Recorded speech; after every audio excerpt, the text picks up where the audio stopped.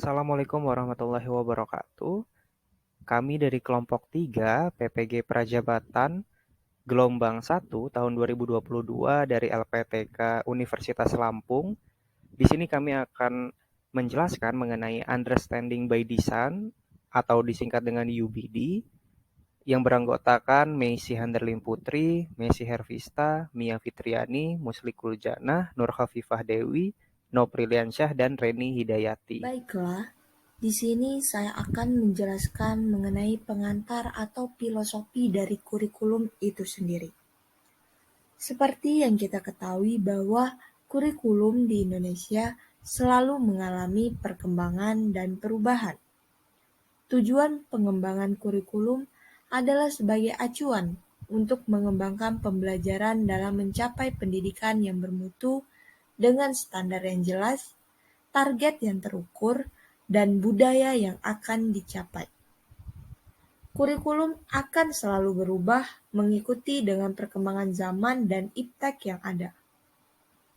Seperti yang kita ketahui, kurikulum di Indonesia sudah mengalami beberapa kali perubahan.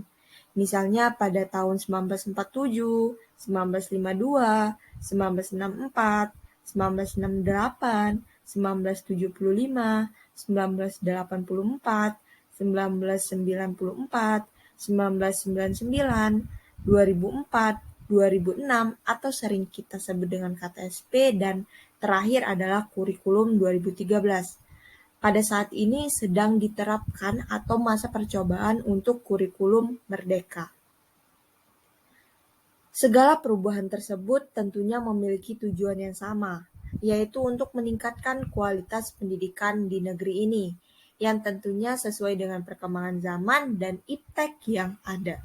Selanjutnya ada dasar teori, di mana perkembangan dunia pendidikan sudah ada pendekatan pembelajaran baru, yaitu Understanding by Design atau UBD, di mana UBD adalah sudut pandang atau pendekatan di dalam merencanakan dan melaksanakan pembelajaran sebagai suatu cara untuk membangun pemahaman siswa melalui backward design atau pembelajaran mundur. Understanding by Design adalah suatu kerangka kerja untuk meningkatkan prestasi siswa melalui pengembangan standar kurikulum, desain instruksional, penilaian, dan pengembangan profesional.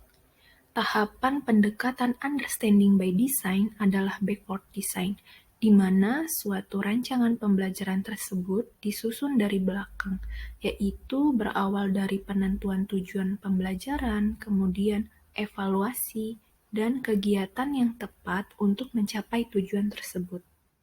Baiklah, saya Musli Kurjana akan melanjutkan presentasi sebelumnya dari rekan saya. Pengembangan UBD atau Understanding by Design. Menurut Wiggins 2005, terdapat 3 tahapan dari pengembangan UBD atau Understanding by Design. Yang pertama itu ada Design Result atau hasil yang diinginkan. Tentukan hasil yang diharapkan. Pada tahap ini, kita menentukan hasil apa yang kita ingin harapkan siswa dapat ketahui, pahami, dan dapat lakukan setelah siswa menyelesaikan suatu pokok tertentu atau materi tertentu. Pada tahap pertama ini terdiri dari establish goals, understanding, essential question, student will be know, dan student will be able. Selanjutnya ada tahap yang kedua yaitu acceptable evidence atau bukti penilaian.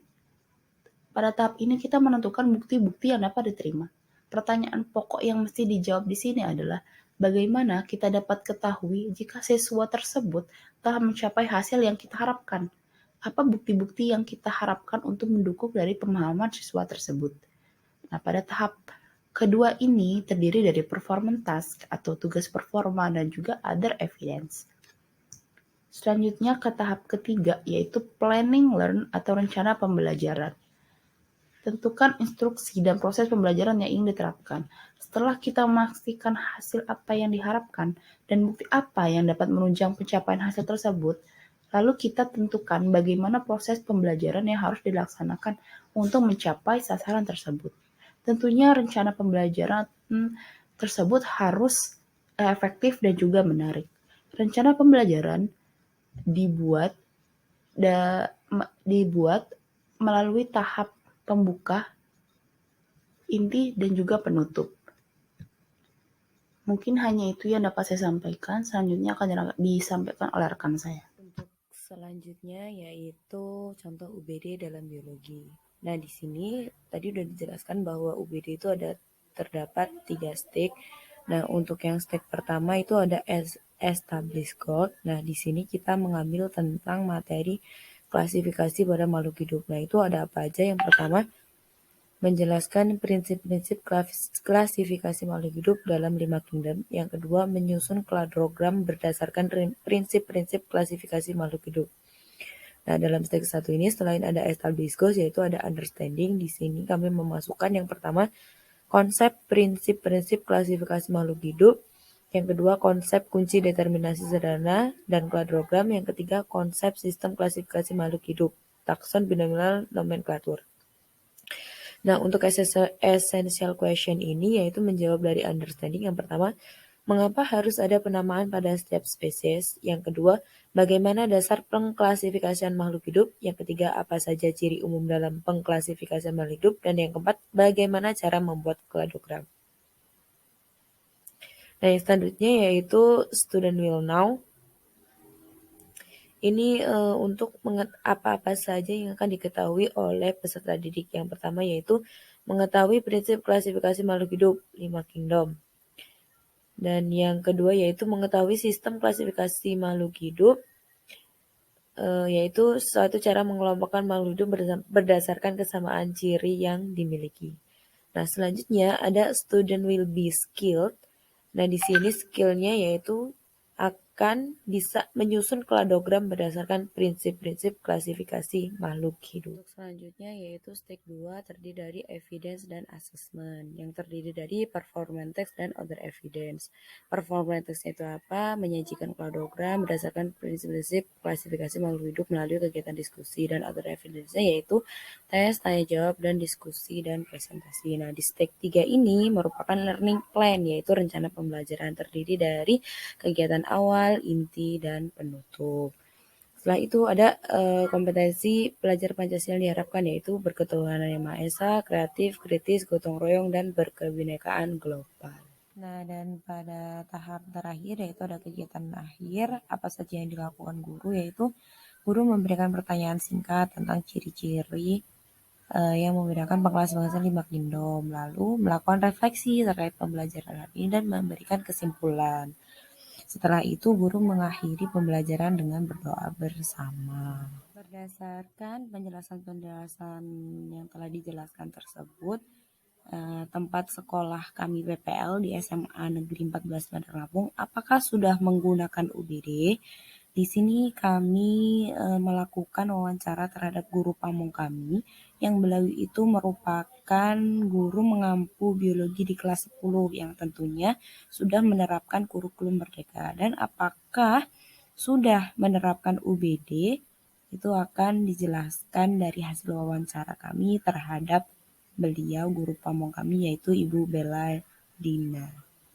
Assalamualaikum Ibu, sehat Bu, gimana kabarnya Bu? Alhamdulillah baik, waalaikumsalam. Alhamdulillah sehat ya Bu ya. Ya, alhamdulillah Jadi sehat. Ibu perkenalkan, kami ini dari teman-teman PPG Prajabatan Biologi Ya. LPTK Unikres Lampung. Pada kesempatan ini kami berencana untuk bisa mewawancarai Ibu Bella sebagai guru pamong kami di sekolah SMA Negeri 14 Bandar Lampung. Ya Bu, jadi bisa kita mulai langsung ya Bu ya? Insya Allah akan saya jawab. Oke. Apabila bisa saya jawab. Oke Bu. Ya. Oke Bu, untuk diskusi yang pertama ini Bu akan membahas mengenai tentang UBD. Jadi yang akan kami tanyakan ini apakah di SMA Negeri 14 Bandar Lampung, lebih tepatnya di kelas yang Ibu ajar ya Bu ya, apakah sudah menerapkan understanding by design atau UBD dalam pembuatan modul ajarnya Bu? Ya. Kebetulan saya mengajar di kelas 10, di mana kelas 10 ini sudah menerapkan kurikulum merdeka, Ya, Bu. gitu ya. Jadi untuk kelas 11 dan 12-nya memang belum, masih memakai kurikulum 13. Oh, iya. Iya. Jadi terus terang ini baru bagi kami, Iya, benar, Bu. baru bagi kami guru-guru SMA 14 yang mengajar di kelas 10. Jadi masih sedikit meraba, karena juga terus terang tidak ada pelatihan sebelum ini. Jadi kami hanya belajar otodidak saja. Jadi seperti apa pembelajaran kurikulum Merdeka ini masih dalam tahap belajar. Kalau saya sendiri dalam mendesain pembuatan modul itu memang menggunakan understanding by design ya, by design. Karena kalau di kurikulum 13 mungkin seperti itu juga, ya, tapi mungkin beda penyebutan. Iya, namanya saja beda. Jadi kalau saya lihat dan pelajari, memang UBD ini adalah pendekatan pembelajaran yang meningkatkan pemahaman siswa, ya, yang menempatkan siswa itu di tengah-tengah proses pembelajaran. Jadi guru itu sebagai fasilitator atau prolog saja, sedangkan untuk mencapai tujuan pembelajarannya siswa itu sendiri yang dilatih untuk mendapatkan hasil dari pembelajaran itu, gitu ya. Jadi walaupun memang belum ada pelatihan dari pusat langsung, memang tapi dari SMA 14 sudah ya belajar lah sedikit-sedikit untuk bisa mencoba untuk menerapkan kurikulum. Oke, baik Ibu, kita akan ke pertanyaan selanjutnya ya, Bu. Jadi saya akan bertanya, apakah dalam pembuatan modul ajar Ibu yang sekarang ini, apakah sebelumnya Ibu membuat konsep terlebih dahulu atau rancangan kasar sebelum akhirnya membentuk modul ajar yang sebenarnya Ibu pakai, Bu? Iya. Dalam membuat dan merancang modul, saya juga memang menggunakan rancangan kasar dulu lah. Artinya tidak langsung jadi. Jadi saya lihat dari kondisional sekolah, kemudian siswa yang akan saya ajar, kemudian dikaitkan dengan kurikulum yang akan kita gunakan atau kita pakai. Nah, kebetulan sekarang kurikulumnya kurikulum Merdeka. Jadi dimensi profil Praja Pancasila harus dimasukkan, gitu. Jadi kemudian menentukan alur tujuan pembelajaran, ya, yang dikembangkan menjadi modul ajar. Iya. Oke, jadi memang di SMA 14 juga walaupun memang masih belajar ya Bu ya untuk penerapan kurikulum Merdeka, memang sudah adanya konsep rancangan yang dibuat sebelum pembuatan modul ajar sebenarnya. Iya, betul sekali. Oke, baik Ibu, untuk pertanyaan selanjutnya begini Bu. Apakah dalam pembuatan modul ajar Ibu yang Ibu ajarkan di kelas 10 ya Bu khususnya Bu, itu dalam penyusunan indikator dan juga tujuan itu ditentukan di awal sekali Bu? Bagi saya pribadi memang seperti itu, ya, karena dengan pembuatan indikator dan tujuan pembelajaran yang dibuat di awal itu, yang pertama tujuannya adalah guru mampu menganalisa kompetensi dasar, kemudian guru mampu menentukan target kompetensi dari setiap KD, kemudian guru juga mampu menentukan IPK, kemudian guru juga mampu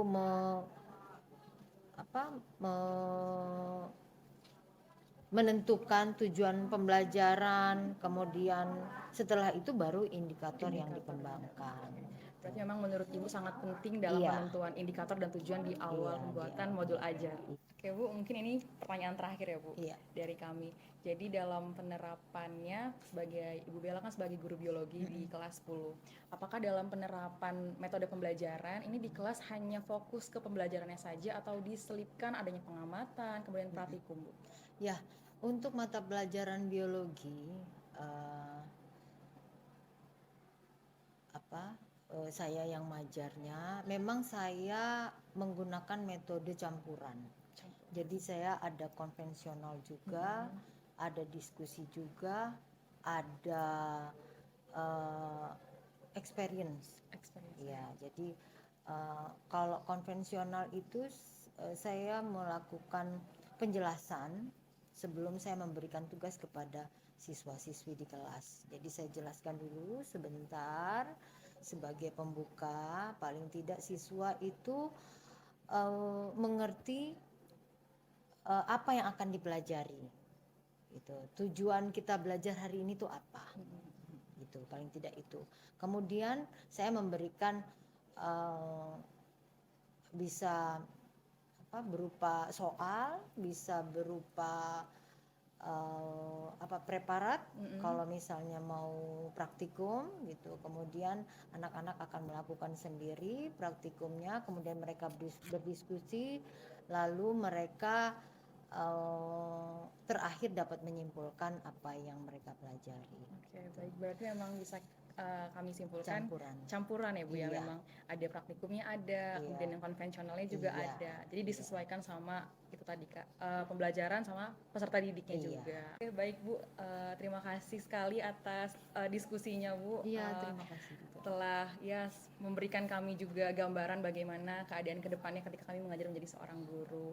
Terima kasih juga Bu atas tukar pendapat di SMA 14 Bandar Lampung ini Bu. Iya, terima kasih sama-sama Mbak. Baik, terima kasih atas perhatiannya. Sekian pemaparan materi dari kelompok kami dan juga penjelasan UBD dari guru pamong kami. Kami akhiri. Wassalamualaikum warahmatullahi wabarakatuh.